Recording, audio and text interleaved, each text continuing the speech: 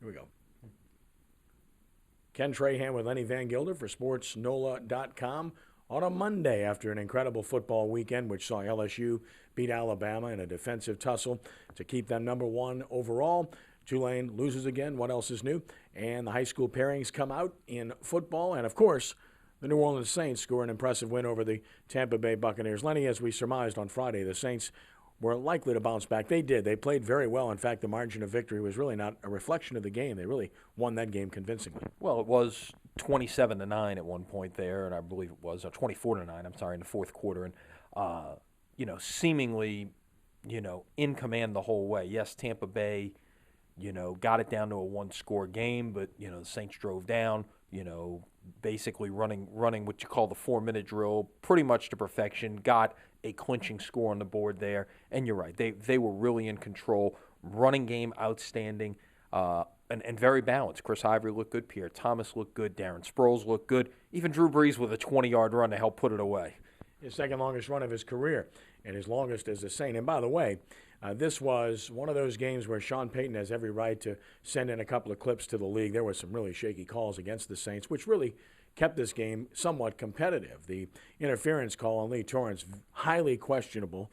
And, of course, the holding call on Devery Henderson, more than highly questionable. He has his arms inside and pancakes a guy, and they call holding behind the play, which negated a touchdown. Both of those plays, that's 14 points. Of course, you ended up with 3 on one of those. So that's an 11-point margin that you lost in that situation. Yeah, certainly he will bring it up, and it's a lot easier to deal with things like that and talk about things like that after you win. So, we're not sitting here playing Monday morning quarterback, so to speak, wondering about what if. Well, let me say this. The Saints ran the ball well. They made a commitment to it, but there's a big reason they ran the ball well. Zach Strief played. I've been saying this all year long. The Saints tackles are big guys. They're maulers. They're not guys with great footwork who are great pass blockers. They're maulers. They're run blockers, and Strief makes a huge difference when you put him in there next to Jari Evans. All of a sudden, you've got 4 big physical offensive linemen and a free agent center. Yeah, it was good to see him back in there. One thing statistically that you look at, and obviously the game dictates this, but it's simple. When the Saints run for 100 yards, they win. Yeah. When they don't run for 100 yards, they lose. And like I say, the game situation dictates play calling, but still, that's pretty evident right there. Run the football. Need to establish the run. Look at how much better they were on the run in 2009 when they won the Super Bowl as opposed to maybe last year and some other years. Yeah, they needed that win. I'm not that impressed with Tampa Bay, frankly. LSU's win over Alabama was all about the kicking game and, of course, defense.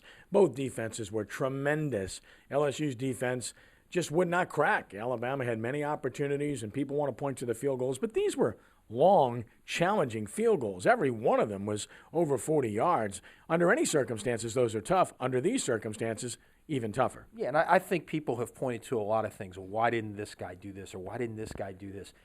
We had 2 weeks of hype in this game for a 1-versus-2 matchup that was basically a de facto national championship semifinal game. A lot of pressure. Let's not forget, these are 18, 19, 20, 21-year-old kids, okay, who are going to class full-time, who are coming back and, trying to practice football in the afternoon. They're being told how great they are every chance they get, asking about this game. This was just a classic defensive football game between 2 fabulous defensive teams. Who knows? We might see it again on January 9th. Yeah, and read my blog. Ultimately, the kicking game wins it for LSU. Drew Alamon makes his 3 field goals. And, of course, Brad Wing hits a 72-yard punt and gets 4 punts down inside the 20-yard line. So everybody talks about offense and defense, and yet that third phase was clearly the difference in this game. And I mentioned it on our live blog Saturday night. Why don't we just stop the season right now and give Brad Wing first-team All-America punter, and the guy's a freshman. Yeah, is there a better punter in the country? He was sensational in spite of the one shank. The other 4 kicks he had were tremendous. I think he's entitled to that shank. Tulane lost again. Want to move on?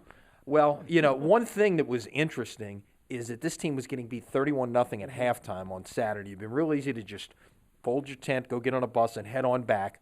But they were extraordinary. They were extraordinary in the third quarter, coming back, scoring 24 points. Yeah. And that's Tulane calling right now, by the way. Bottom line is they're just not any good. And I don't think they've quit. I think it's just an illustration that they're not any good. Because if they were quitting, they wouldn't have done what they did in the second half of the game, or they wouldn't have played a good first half when they faced East Carolina. So I don't think they've quit. I just don't think they're any good. Well, and the real challenge comes this week. Houston's coming to town Thursday night. It's a short week to face maybe the best quarterback in the country, and I'll include Andrew Luck in that mix in Case Keenum of Houston, who can put up just, video game type numbers, and it's got the potential to be that kind of game on Thursday. How many will they score? Read Rick Gailey's analysis of the playoffs, which we have at sportsnola.com, and of course we'll have analysis from Ron Bricado and myself as well for the high school football playoffs. And of course, don't forget Sports NOLA TV, 6 p.m.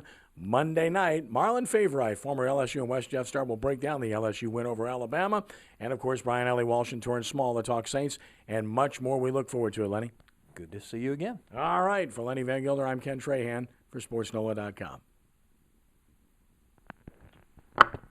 I never leave that phone on. I was concerned it was mine. I just got a new phone. It was mine. I just got a new phone.